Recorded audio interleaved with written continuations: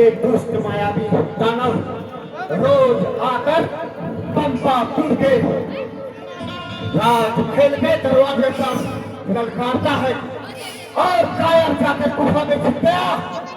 तुम इस गुफा के बाहर मेरा इंतजार करना। ठीक है भैया। और आज उसका पथ करके ही बाहर आऊंगा। ठीक है भैया।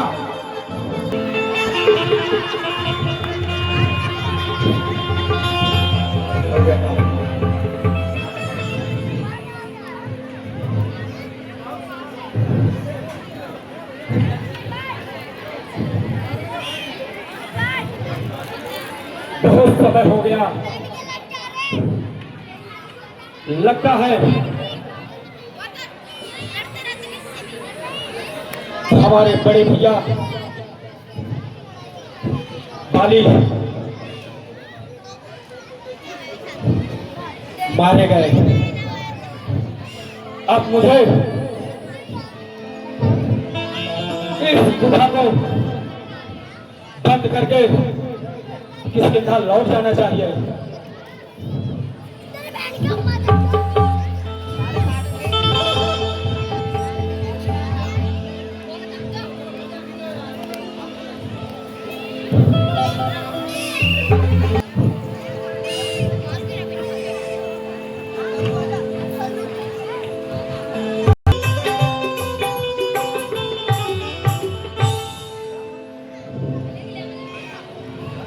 महाराज सुग्रीव, बोलिए पवन पुत्र हनुमान। आखिर जब महाराज बाली का वापस होने का कोई संकेत नहीं मिल रहा है तो आखिर राज्य सूना ही रहेगा। आप राजा बने और राज का कारभार चलाएं।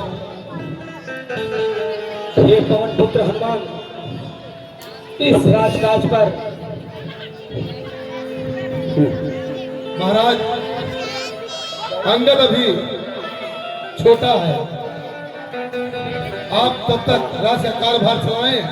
जब अंगद राज चलाने योग्य हो जाएगा तो आप उसे राज वापस दे दीजिएगा। ये पवन पुत्र हनुमान डायरेक्शन में उतारे। मंत्री जामवंत जी से भी एक बार आप इस विषय में पूछ लें, क्योंकि वह हमेशा उचित मार्ग और उचित सलाह देते हैं। मौनम स्वीकार लक्षणम, जामवंत मौन है इसलिए उन्हें भी ये बात स्वीकार है। ठीक है।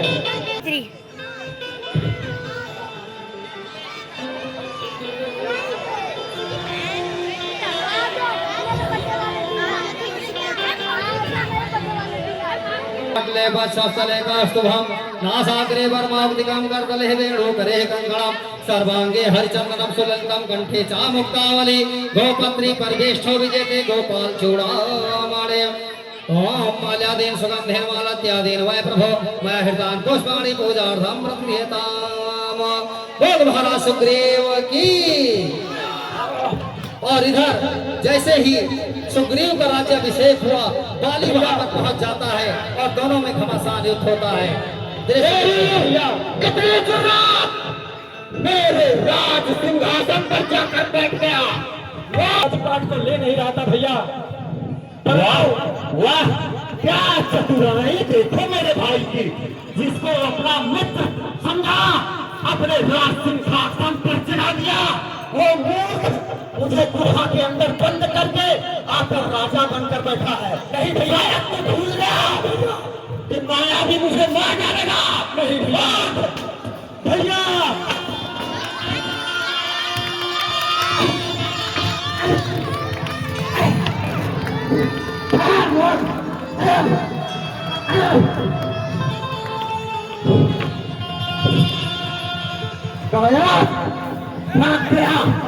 कहाँ तक भागेगा?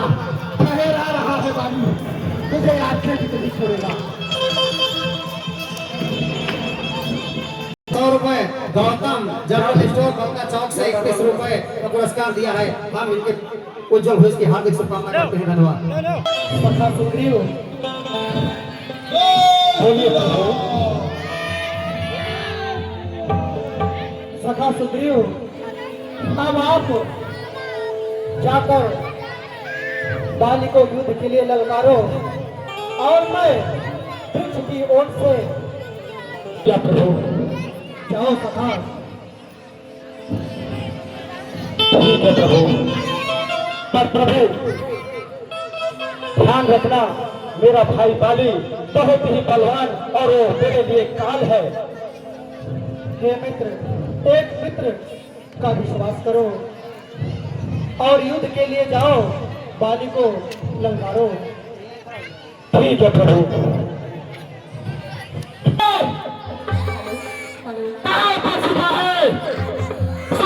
तुम्हें युद्ध के लिए ललकार रहा है, बाहर निकल, और अपने पल्लू में छुपा बैठा है, बाहर निकल और शत्रु से युद्ध कर।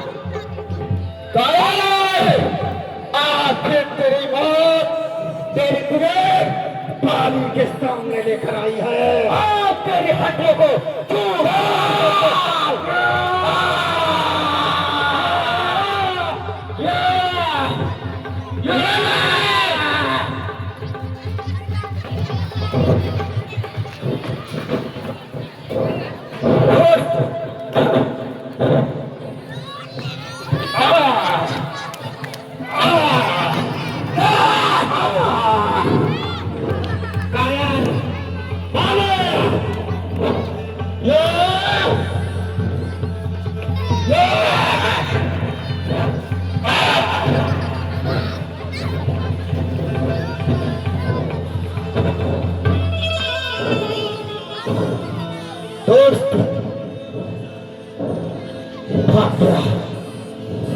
हर बार की तरह कायर भेजा कर सकता।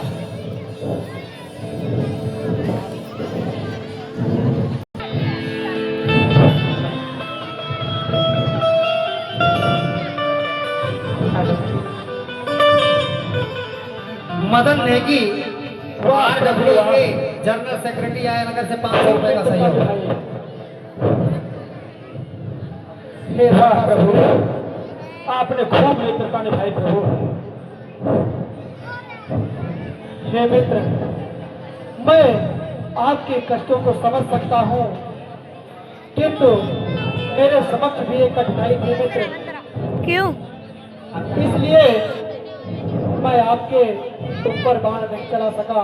हे मित्र, मैं सोच रहा था खड़ा खड़ा दोनों का बैर निकलने दूं, तुम दोनों भाई भाई हो, यदि मिल जाओ। झगड़ा मोल लिया है भाई बाली काल मेरा, मैंने बल उसका तोल लिया।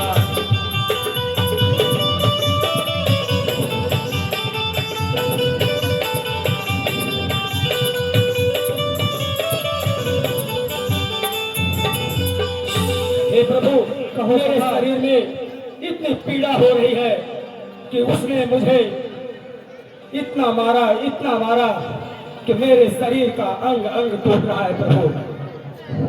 मित्र, आपका समस्त कष्ट दूर हो जाएगा। अच्छा यह हार पहन जाओ जिससे मुझको पहचान रहे, तुम पर यह कवच समान रहे, मुझको भी हार का ध्यान रहे। हे मित्र, जाओ पुनः बाली को युद्ध के लिए ललकारो, इस बार अवश्य ही उसकी मृत्यु निश्चित है। ठीक है प्रभु, पर इस बार अपने सुग्रीव मित्र को बचा लेना प्रभु, बचा लेना। ऐसा ही होगा।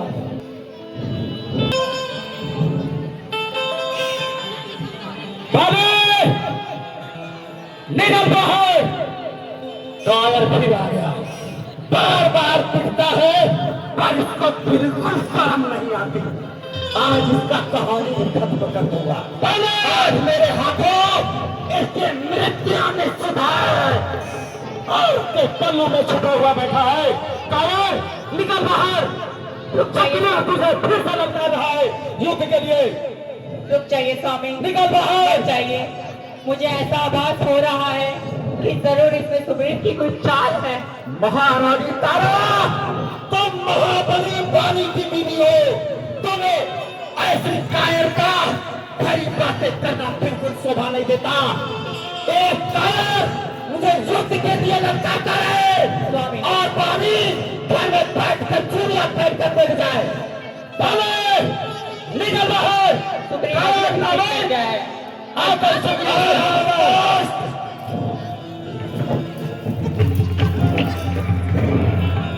आज तुझे सुग्रीव नहीं छोड़ेगा। ले!